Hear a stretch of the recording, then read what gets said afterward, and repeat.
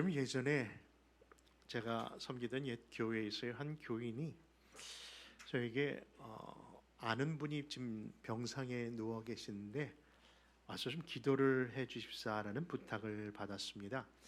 그래서 그분을 만나기 위하여 병원을 물어물어 찾아갔는데 이미 일반 병동이 아니라 중환자실에 계시더라고요. 전혀 거동도 못하고, 그리고 말 표현도 못하고 그냥 눈빛으로 저한테 뭔가 이렇게 표현을 하는 것처럼 보았습니다. 근데 이분에 대한 정보가 전혀 없기 때문에 이분이 어떤 분이신지, 어떤 환경에서 이렇게 오셨는지, 가족은 누구신지 전혀 알 길이 없지만은 제가 확실히 하나 아는 것이 있다면은 이분은 지금 누가 필요하시다? 예수 그리스도가 필요하신 분이다. 정말 복음이 필요한 분이다 생각하고 이분을 자주 찾아와서 기도해야겠다는 마음을 먹었답니다. 그리고 그분을 향해서 손을 잡고 또 기도하며 간절히 구했는데 그 마음이 이렇게 전해졌는지 아까 표현한 것처럼요, 거동도 못하고 말도 못하시고 손도 제대로 힘도 못 주시지만 그 눈빛으로 감사합니다, 나도 믿고 싶습니다, 도와달라는 그런 표정처럼 한 방울의 눈이 찔끔 흘리는 모습을 보면서 얼마나 감동을 받았는지 모릅니다. 그런데 그분을 두고 나오는 가운데 그래도 가족들이 특별히 무슨 일이 있을까 생각하는 마음속에 제 연락처라도 적어놓고 가려고 한 쪽지에다가 교회 이름과 제 이름과 그리고 전화번호를 적었는데 좀 위로를 해드리는 마음속에 성경 구절을 하나 더 적어드렸답니다. 그리고 후에 일어난 일입니다. 저에게 그 환자를 소개한 분이 간접적으로 저한테 이런 얘기를 하시는 겁니다. 목사님, 도대체 무슨 성경 구절을 적었길래 그 가정 식구들이 매우 섭섭해하네요. 아니, 무슨 일인가 했더니 제가 적은 성경 구절로 인해서 그 가족들이 시험에 들었다는 겁니다. 여러분, 도대체 제가 무슨 성경을 적었길래 그분들이 그렇게 섭섭해할 뿐만 아니라 시험까지 들었을까? 여러분, 저를 되게 이상한 눈으로 보면서 내가 그럴 줄 알았어라고 여러분들이 눈빛을 보내는 것 같은데, 하물며 제가 엉뚱한 말씀을 적었겠습니까? 그 말씀은 다른 것이 아니라 시편 23편의 말씀 적었습니다. 여러분, 시편 23편 다 아시죠? 시작을 어떻게 하죠? 여호와는 나의 목자시니 내게 부족함이 없다.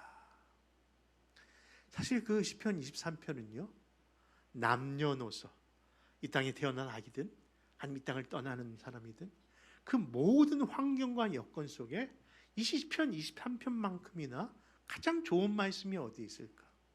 여러분, 학교를 들어가는 그 초등부 학생에게 그 말씀을 읽어주면서 그 학교에서 하나님 너를 지켜주시고 보일 것을 기도했고, 군대 가는 그 아들에게도 이 시편을 읽어주었으며, 결혼하는 가정, 심지어는 이혼하는 가정도 그 말씀으로 위로를 했는데 왜 이 가정은 이 시편 23편 때문에 섭섭을 넘어 시험까지 들었을까? 다시 한번 생각해 보았답니다. 알고 보니 그 가정이 그 시편 23편을 찾아서 읽어보니까 거기에 무슨 단어가 나와요? 사망의 음침한, 그리고 뭐예요? 영원히 하나님 집에 곧 거할 것 같이 표현하면서 나는 지금 우리 아버지 빨리 낫게 해달라고, 회복시켜달라고 기도를 청했건만 우리 아버지 곧 죽는다는 얘기입니까? 하면서 그것 때문에 섭섭해했다는 이야기를 들은 겁니다. 여러분, 이처럼 사람들은요, 똑같은 것을 보더라도요, 그 관점이 이처럼 다르다는 것을 보게 됩니다. 어떤 사람은 늘 좋게 보는 사람도 있고 어떤 사람은 부정하게 보는 사람들도 있죠.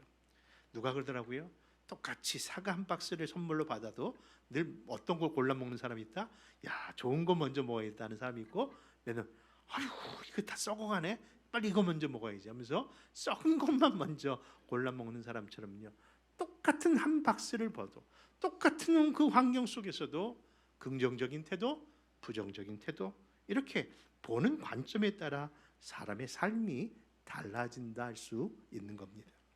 그것을 우리는 보는 관점이라고 하면서 그 삶 속에 이루어지는 것을 인생관 혹은 가치관이라고도 하고요, 역사를 보는 관점은 역사관이라고도 말을 합니다. 여러분, 그런데 그것이 어떤 자세, 어떤 위치, 어떤 눈으로 보느냐에 따라서 그 해석은 다르다는 것이지요. 예를 들어서 1909년 대한의 독립을 위해서 그 만주 허얼변에서 일본의 총리였던 이토 히로부미를 총을 쐈던 안중근 의사를 우리는 영웅이라고 이야기하며 그를 기리고 있지만, 여전히 저 일본에서는 그 안중근이라는 이름이 나올 때마다 그들은 뭐라고 합니까? 그렇죠, 자기의 나라를 해한 그런 테러리스트라고 불러질 뿐이라는 겁니다. 지난주에 충격적인 사건입니다마는 찰리 커크라는 그의 죽음을 두고 좌와 우 안에서 그 판단의 기준이요 너무나도 다르게 지금 나타나 있음을 보게 됩니다.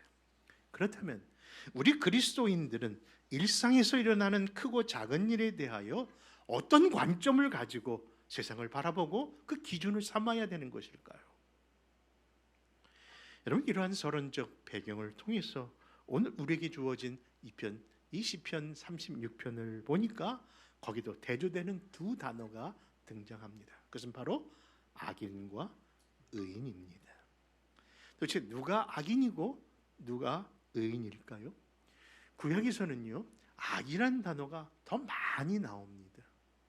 의인이라는 단어보다는 악인이라는 단어가 많이 나오고요, 신약에서는 도리어 악이라는 단어가 단 여러분 3번밖에 나오지 않는다는 신비함도 있답니다. 여러분, 우리가 생각하는 의인과 악인, 또 하나의 단어 죄인이라는 단어 매우 친숙한 것 같지만 여러분들에게 한번 묻겠습니다. 악인의 정의는 어떻게 내리십니까? 의인의 정의는 무엇입니까? 알 것 같기도 하고 모를 것 같기도 해서 저도 이 말씀을 준비하면서 요즘 무엇인지 물어보세요라고 하는 챗 GPT에게 물어봤습니다. 악인과 의인, 의인과 악인이 정의와 그 내용을 한번 정리해 주겠니? 그랬더니 그 컴퓨터가 이렇게 답변을 해줍니다. 통상적으로 의인이란 도덕적이고 법을 잘 지키며 사회적으로 인정받는 사람을 지칭합니다. 주인님, 더 가르쳐 드릴까요? 그래, 좀 더 예를 들어보렴 했더니 그 예를 이렇게 듭니다. 남을 잘 도와주고 약자를 보호하며 정직하고 맡은 일에 최선을 다하는 책임을 다함으로 그가 속한 공동체에게 유익을 끼치는 사람이 의인입니다. 그러면서 반해 악한 사람은 사회적 규범을 깨트리고 자기 마음대로 자기 욕심대로 자기의 삶의 주인이 되어 타인의 권리를 무시하고 상처주는 사람이 악한 사람입니다. 여러분, 오늘날 의인이 많을까요? 아니면 악한 사람이 많을까요? 아니, 우리 교회 안에, 아니 옆 사람 보면서 이 사람은 의인이야 아니 악인, 여러분 판단하시렵니까? 여러분, 어느 조사해 보니까요, 이 미국이라고 하는 나라가 역시 기독교 국가라는 것을 알 수 있듯이 지금 그 통계상에 보니까요 60여 프로가 바로 우리 이 미국 안에 있는 사람들이 크리스찬이라고 스스로 이야기를 한다고 합니다. 그렇죠? 우리가 아는 일본 같은 경우는 1%도 안 되는 크리스찬이라고 하는데, 한국이라는 나라도 점점점 그 세가 이제는 30몇 프로로 떨어졌다는데, 아직까지 이 미국이라는 나라는 스스로 자기가 크리스찬, 기독교인이라는 숫자가 60%가 넘는다고 합니다. 그런데 역대 우리가 거쳐온 역사 속에서 가장 높은 기독교인이 많았던 해가 언젠가를 찾아보니까요 1999년이었고요 1999년도에 그 통계에 조사 보니까 무려 85%가 기독교인이라고 이야기를 했답니다. 그런데 어느 순간부터 그 숫자가 점점 떨어지는 거 아니? 밀레니움을 당하면서, 그리고 우리가 있는 MZ 세대가 나타나면서 뭐예요? 그 숫자가 점점 줄어들었다는 거예요. 여러분, MZ의 특징이 뭡니까? 자기 마음대로 행동하고 산다는 그 뜻 아닐까요? 어떤 통제나 어떤 모든 것을 받는 것을 거절합니다. 그들은 자기가 사는 것을 스스로 개척하고 스스로 해결하니까 돈 타치미, 나에게 말 걸지 말고 혼자 알아서 하겠다. 그래서 예전에는 없었던 혼밥, 혼술, 그 얘기는 굳이 할 필요가 없나? 그렇죠. 혼자 하는 세대가 된 게 바로 MZ 세대의 특징인 거죠. 그런데 바로 악한 사람이라고 하는 사람들의 그 특징들이 가장 뭐냐면은 자기 마음대로 산다고 하는 것이 그 안에 들어있다는 거예요. 여러분 어떻게 생각하십니까? 여러분들이 생각하는, 그렇다면 의인과 악인은 이런 인터넷 컴퓨터가 얘기해주는 그런 정의가 여러분들이 생각하는 의인과 악인의 정의일까요? 여러분 세상을 살다 보니까요, 정말 불의를 행하고 정말 남에게 해치는 그런 악한 사람들이 있더라고요. 반면에 주위에 정말 선한 영향을 끼치고 남을 위해서 착한 일을 하는 사람도 분명히 있습니다. 그렇다면 하나님의 관점 속에서도 의인과 악이라는 그런 정의가 우리가 생각하는 어떤 도덕적인 선과 악의 표현으로 그것을 구별하고 있는가? 여러분 어떻게 생각하십니까? 그리고 어떻게 여러분들은 믿고 계십니까? 근데 그것을 우리에게 밝히시듯 오늘 본문 시편 36편 우리가 읽었던 1절에서 4절의 말씀 가운데서는요, 악인들의 규정이 우리가 생각하는 율법적이거나 우리가 생각하는 어떤 윤리적이거나 우리가 생각하는 도덕적 차원에서 그것을 규명한 것이 아니라 그 중심을 누구 중심으로? 하나님과의 관계성에서 그것을 정의하고 있다는 것을 보게 됩니다. 여러분 자주 말씀드리지만요, 우리는 의인입니까? 죄인입니까? 우리는 죄인입니다. 정말 죄인 중에 괴수라고 했던 사도 바울처럼요, 이 시간 들키지 않았어, 아무도 몰라서 우리가 이렇게 잘난 척, 깨끗한 척, 우리가 선한처럼 앉아있지만은 우리 다 털어보면 뭐가 나옵니까? 네, 동전 떨어지는 뭔가 떨어지는 그런 죄인인 것이죠. 그래서 죄의 규정을 요즘 뭐라고 한다고요? 그렇죠. 죄란 다른 것이 아니라 들키지 않은 게 다행이다라는 표현 거죠. 다 죄인인 겁니다. 그런데 불구하고 성경은 그 죄인이라는 의미가 우리가 죄를 져서 죄인이 아니라, 그렇죠, 하나님에 대하여 불순종한 그 아담 하와 이후의 모든 세대는 죄인이기 때문에 죄를 질 수밖에 없는 죄인이다. 여러분 모태 솔로, 모태 신앙, 여러분 우리는 뭐예요? 모태 죄인일 뿐입니다. 여러분 그렇습니다. 그런 의미 안에서 하나님을 과거에 몰랐고 하나님이 없이 지금 살고 있다면 죄송하지만 그분 죄인이면서 오늘 주제로 표현한다면 죄송합니다, 그분 악인입니다. 부정하시렵니까? 부정하셔도 그것은 성경적인 규명입니다. 왜 그럴까요? 그 하나님에 대하여 그들의 태도를 보십시오. 하나님 부정합니다. 하나님 없다고 합니다. 하나님이 살아계시면 이럴 수 없다라고 하나님을 대적합니다. 여러분 그 모습이 바로 신에 대한 두려움이 없는 오늘날 MZ와 같은 그런 모습들이 있는 것이죠.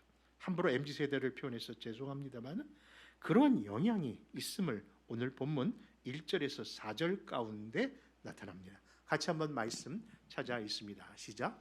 악인의 죄가 그의 마음속으로 이르기를 그의 눈에는 하나님을 두려워하는 빛이 없다 하니 그가 스스로 자랑하기를 자기의 죄악은 드러나지 아니하고 미워함을 받지도 아니하리라 함이로다. 그의 입에서 나오는 말은 죄악과 속임이라. 그는 지혜와 선행을 그쳤도다. 그는 그의 침상에서 죄악을 꾀하며 스스로 악한 길에 서고 악을 거절하지 아니하는도다. 이처럼 악인의 특징은요, 하나님을 없다 하는, 하나님과 상관없는 삶을 사는 것을 악인의 태도라고 이야기하고 있는 것이죠. 그렇다면 의인은 어떨까요? 그 역시 하나님 중심적인 표현입니다. 하나님을 아는 자, 하나님의 선하심과 그 인자하심을 찬양하는 자, 그가 바로 하나님의 의롭다 여기심을 받은 자의 삶의 태도이고, 그렇지 못한 악인의 결과는 결코 여러분 바로 서지 못하고 그 결말은 절망과 소망이 없는 그런 죽음밖에 없음을 이야기합니다. 지난주에 결론의 말씀으로 그렇죠, 오뚜기와 같은 신앙이 되자. 그래서 컵라면을 먹어도 무슨 뭐 먹자 오뚜기 컵라면 먹자고 얘기를 했는데, 여러분 오뚜기가 쓰러질 땐 넘어질 듯 하지만은 안 넘어지는 이유는 그 중간에 그 가운데 뭐가 있기 때문에, 무게 중심인 것이 있기 때문에, 우리 삶 속에서 예수님이 나의 주인이시고 중심으로 그 무게 중심을 잡을 때 이처럼 소망이 있고 회복이 있고 또 장차 상이 있을 줄 믿는 겁니다. 그 말씀이 10절에서 12절인 것이죠. 우리 한번 의인의 삶도 이렇게 얘기합니다. 10절에서 12절 말씀 같이 찾아 있습니다. 시작. 주를 아는 자들에게 주의 인자하심을 계속 베푸시며 마음이 정직한 자에게 주의 공의를 베푸소서. 교만한 자의 발이 내게 이르지 못하게 하시며 악인들의 손이 나를 쫓아내지 못하게 하소서. 악을 행하는 자들이 거기서 넘어졌으니 엎드러지고 다시 일어날 수 없으리이다. 우리가 로마서를 요즘 새벽마다 묵상하고 여러분들이 큐티를 하고 계시는데, 로마서의 그 주제 속에 등장하는 선언은요, 이 세상에 의인은 없고 그렇죠, 다 죄인이라는 표현을 합니다. 그렇습니다. 사실 우리는 의인이라고 표현할 수 없는 사람들입니다. 죄인이었고 허물과 죄로 죽었던 자인 저희들을 바로 그리스도께서 다시 살려서 의로움은 아니지만 의롭다 칭함을 받은 그런 수준적 의인이 아니라 신분상의 의인이 된 사람들입니다. 그러나 이제 우리가 의인의 수준적은 아니지만 이제 하나님의 자녀로서 의인의 삶을 사는 사람들의 삶의 태도를 돌아볼 때 우리도 역시 의인의 길을 걸어야 되지 않을까요? 그렇다면 어떤 삶이 의인의 길이고 의인의 삶일까요? 그 말씀을 오늘 그 비결과 그 이유를, 그 내용을 오늘 본문 시편 36편 6절에서 7절의 말씀이 그 비밀을 이렇게 말씀합니다. 같이 읽겠습니다. 시작. 주의 의는 하나님의 산들과 같고 주의 심판은 큰 바다와 같으니이다. 여호와여, 주는 사람과 짐승을 구하여 주시나이다. 하나님이여, 주의 인자하심이 어찌 그리 보배로우신지요. 사람들이 주의 날개 그늘 아래에 피하나이다. 여러분, 결국 그 의의가 하나님으로부터 오는 의의라는 것을 이야기하고 있습니다. 그리고 그 의의는 다른 것이 아니라 주의 인자하심, 그 보배로우신 그 분의 그늘 아래 머무는 삶이라고 이야기합니다. 놀랍게도 오늘 우리 샬롬 찬양대가 불렀던 찬양곡 제목도 뭐예요? 주 날개 미치네요. 야, 여러분, 그런데 여러분들이 오해하지 말아야 될 것은 주의 날개 아래 피한 자가 복이 있고 그런 자에게 구원이 있고 소망이 있다는 말씀이겠습니다마는, 그 말씀이 단순히 어미새가 아기새를 자기의 날개 안에 품어주는 그 모습을 연상한다면요, 그것은 반은 맞고 반은 아니라는 것이죠. 왜 그럴까요? 지금 이 시편의 기자는요, 지금 어미새가 아기새를 안아주는 그 날개를 얘기하는 것이 아니기 때문입니다. 지금 얘기하는 그 주의 날개는요, 새 날개가 아니에요. 이 날개는요, 구약에서 예비한 한 대표적인 그 일을 이야기하려고 해주신 그 내용입니다. 여러분, 무엇이냐고요? 여러분, 구약에서 죄인이 의로운 하나님 앞에 나가는 방법은요, 없습니다. 거룩한 하나님 앞에 나간다는 것은요, 죽는 일이기 때문에 거의 아무도 그 일에 설 자가 없었기에 모세도 감히 주님 앞에 얼굴을 배울 수 없었던 자입니다. 그런데 불구하고 하나님께서 죄된 인간이 그 죄의 문제를 해결하기 위해서 1년에 단 한 번, 그것도 그냥 제사장이 아니라 대제사장만이 단 한 번 그 날을 대속죄일이라고 해놓고 그 날에 주님 전으로 나오는 날을 하루 허락하셨답니다. 그런데 그 대제사장도 자기의 머리부터 발끝까지 정결 의식을 하고 하나님 앞에 번제와 모든 것을 다 드린 후에 발목에다 무엇을 묶고 밧줄을 묶고 그 하나님이 계시는 성소를 지나 지성소까지 나가요. 그러다가 함부로 하나님 앞에 범죄하거나 실수하거나 잘못을 하면 바로 하나님 앞에 죽임을 당하니까 뭐예요? 그 시신을 가지러 아무도 들어갈 수 없기에 무엇을 잡아당기는 거예요? 발목에 묶인 줄을 잡아댈 만큼 거룩한 하나님 앞에 나간다는 것은요, 아무나 감당할 일이 아니었던 것이죠. 그런데 그 대제사장이 그 성소를 지나 지성소를 지나 바로 거룩한 상자라고 여기는 그 언약궤, 예전에는 법궤라고 했던 그 증거궤 위에다가 그 전에 모든 이스라엘 백성들이 죄를 회개하는 그 대신하여 어린 양을 잡았던 그 피를 가지고 그 안에 들어가서 그 피를 어디에다가 붓는 거 아니? 바로 두 그룹 천사의 날개 그 가운데 있는 그곳, 그 거룩한 상자의 뚜껑이라는 그곳에다가 그 피를 뿌립니다. 근데 그곳의 이름을 성경은 뭐라고 우리에게 가르쳐 주는 거 아니? 시은자. 히브리서에 나와 있는 표현하면 아까 우리 기도하신 기도자의 그 표현처럼 뭐예요? 주의 은혜의 보좌라고 하는 거예요. 가끔가다 자녀 이름이 시은이 많잖아요. 그러면 그게 바로 그 의미예요.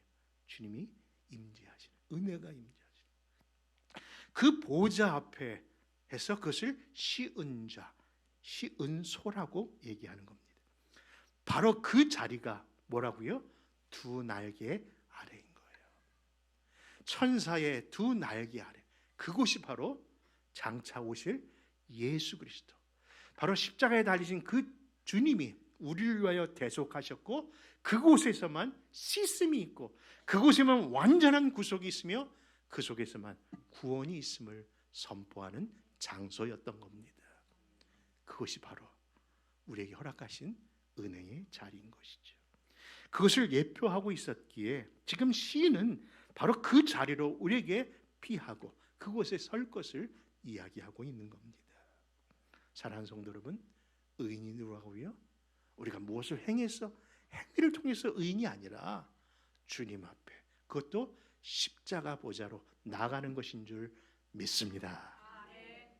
그에 대한 증거를 오늘 고린도후서 5장 21절 이렇게 같이 증거합니다. 같이 한번 읽어볼까요? 고린도후서 5장 21절입니다. 시작.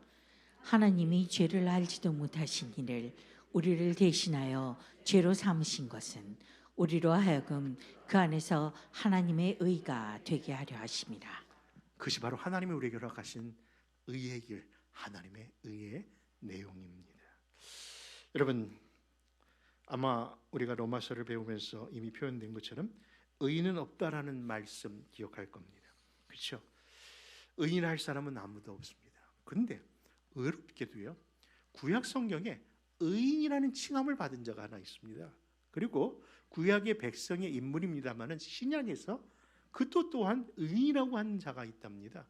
누구냐면요, 바로 창세기 6장에 나오는 인물인데 방주, 배 만든 사람인데 혹시 이름 아십니까? 노아, 그건 아시는군요. 그 방주를 맡던 노아를 향하여 성경은 이렇게 합니다. 노아는 의인이요 당대의 완전한 자라 하시며 그는 하나님과 동행하였으니. 그러니까 노아를 향하여 하나님이 의인이라는 칭함을 사실 주셨던 거예요. 그리고 그가 완전한 자라고 하는데 그 비결이, 그렇게 칭함을 받은 이유가 그가 하나님과 뭐 했다? 동행했다고 하는 것으로 의인으로 칭하고 있다는 거예요. 그리고 신약 성경에 히브리서 11장에도요 의인이라 칭함을 받는 사람이 한 사람 또 나옵니다. 아니 이 세상에 의인은 없는데 아니 어떻게 이 사람을 의인이라 할까? 우리가 봐도 아닌데. 그 사람은 다른 사람이 아니라 형 가인과는 다른 제사를 드렸던 사람, 제물을 드렸다. 누구죠? 아벨. 여러분, 이 사람들을 향하여 의인이라고 하고 있는 거예요. 의인은 없는데 어찌 이 사람들이 의인일까요? 그것은 바로 우리와 같다는 거죠. 순적 의인이 아니라 의롭다 칭함을 받았는데 그것이 다른 것이 아니라 이 두 사람을 다시 한번 합체해 보니까 이 시대에 하나님의 의롭다 칭함을 받은 우리들이 이제 이 땅에서 걸어가야 할 삶의 자세를 이야기하는데, 그것은 다른 것이 아니라 십자가에서 피 흘려 대속의 죽음을 당하신 그 예수 그리스도를 나의 주로, 나의 목자로 삼고 그분과 함께 누구처럼? 노아처럼 동행하는 삶을 사는 것.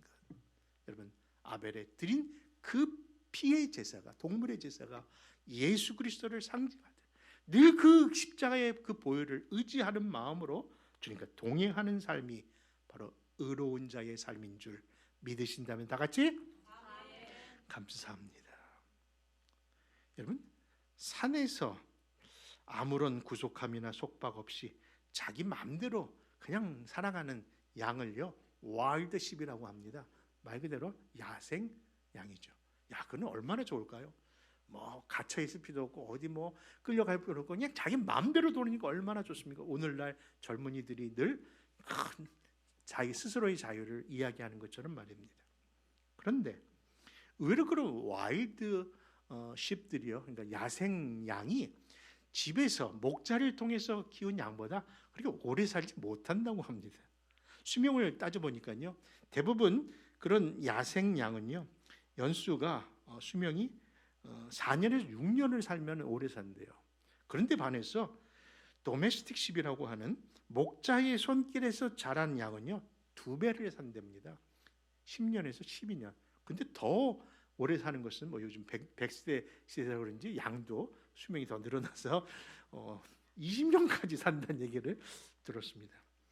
근데 그렇게 사는 이유가 뭘까 했더니요, 제일 중요한 것은 와일드의 그 야생에 살다 보니까요, 맹수의 습격으로 빨리 생명이 그래서 수명이, 평균 수명이 줄어든 이유도 있겠습니다만은 그 다른 이유가 양은요 스스로 해결할 수 없는 것이 하나 있답니다. 네. 그러면서 이 양이 오래 살 양인지 아니면 빨리 죽을 양인지, 이 양이 야생 양인지 목자의 손에서 튀는 양인지 딱 보면 안 됩니다. 여러분 보기에는 다 그냥 뭐 저처럼 생긴다 그런 복스러운 양만 생각하지만은 웃으니까 기분이 좀 나쁘네. 그래서 여러분들 저를 생각하지 마시고 이 양의 다른 점, 야생 양과 목자가 키운 양의 다른 점을 그림으로 보여드리도록 하겠습니다. 같이 보겠습니다.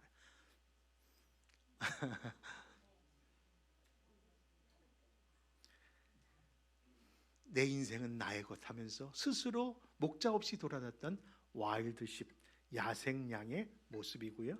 또 하나는 양의 목자의 품에서 자라는 양을 비교해 봤습니다. 저 양은요 왜 못 사냐면요, 너무 무게가 무거워서. 무슨 무게가? 아무도 자기 털을 깎아주지 않아서. 그래서 저를 하는데 저걸 깎아서 무게를 쟀더니 무려 42kg가 나가더래요. 몸무게는 20kg보다 안 되는데. 그리고 얼마나 인생이 짐입니까? 여러분, 목자 없는 삶이 그런 거예요. 우리에게는 내가 편하게 살고 내 마음대로 사는 것이, 내 인생은 나의 것이라는 주인의 의식 속에 살고 있지만요, 성경은요 하나님 없이 못 사는 거예요. 하나님 없이는 내가 아닙니다. 하나님 때문에 내가 삽니다. 비록 내가 구속받고 하나님의 목적을 위해서 하나님 이유를 때문에 내가 사는 것처럼 하지만은 그 삶이 결국은 나를 위한 삶인 것을 깨달은 순간 하나님과 사는 그 동행이 진정한 복임을 깨닫는 것이죠. 그러므로 사랑하는 성도 여러분, 서두해 드렸던 한 인생을 향하여 그를 정말 위로해 드리려고 드렸던 시편 23편은 그분뿐만 아니라 진짜 의인의 길을 가고자 하는 사람들이 반드시 알아야 되고 배워야 되며 그 목자를 만나야 된다는 교훈이 이 시편 23편의 말씀인지라 그 말씀 읽고 마치도록 하겠습니다. 시편 23편 1절에 3절입니다. 시작. 여호와는 나의 목자시니 내게 부족함이 없으리로다. 그가 나를 푸른 풀밭에 누이시며 쉴 만한 물가로 인도하시는도다. 내 영혼을 소생시키시고 자기 이름을 위하여 예수 이름으로 의의 그의 길로 인도하시는도다. 이것이 바로 왜 여호와를, 왜 예수 그리스도의 그 이름을 믿고 따르는 자에게 삶 속에는 부족함이 없구나, 그 고백이 여기 있었음을 아신다면 이제 남은 생에 주와 동행하시는 그런 교회와 가정과 성도들 다 되시기를 주님의 이름으로 축원합니다.